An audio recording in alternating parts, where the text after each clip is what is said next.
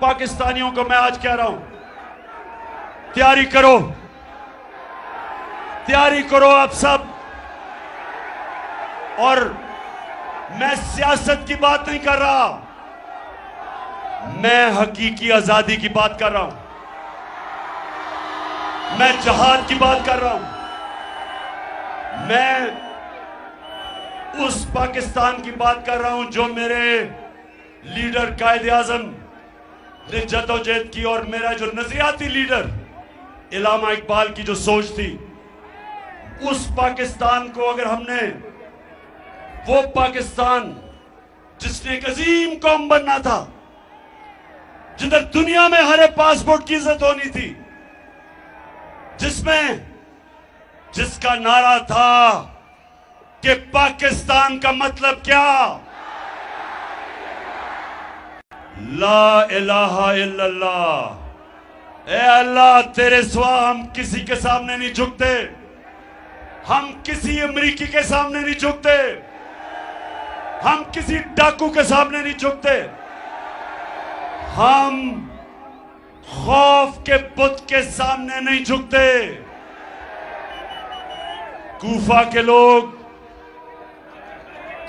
کے لوگوں کو پتا تھا کہ حضرت امام حسین رائے حق پہ تھے. کوفہ کے لوگ جانتے تھے، لیکن یزید کے خوف کی وجہ سے نکلے نہیں. اور اسلام کی تاریخ کا سب سے برا ثانیہ ہوا، سب سے تکلیف دہ واقعہ ہوا، کیونکہ لوگ ڈر گئے، خوف زدہ ہو گئے، لا الہ الا اللہ کو بھول گئے. بجائے اللہ کہ تیرے سوا ہم کسی کے سامنے نہیں جھکتے، خوف کے بت کے سامنے جھک گئے اور ظلم ہوا. اسلام کی تاریخ کا سب سے بڑا ثانیہ ہوا. میں آج اب پاکستانیوں کو کہہ رہا ہوں کہ توڑ دو یہ خوف کے بت کو توڑ دو. یہ جو ٹیلی فون آتا ہے جی گمنام نمبر سے دھمکیاں دینے کے لیے، واپس دھمکیاں دو ان کو. جو ڈراتا ہے واپس ڈراؤ اس کو.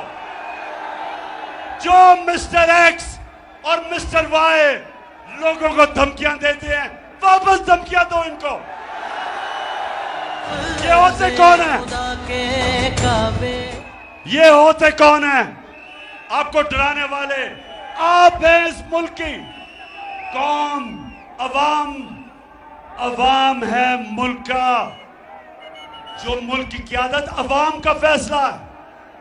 یہ خفیہ نمبروں سے ڈرانا دھمکانا کہ جی ہم یہ کر دیں گے وہ کر دیں، جو کرنا کرو، ہم بھی کریں گے.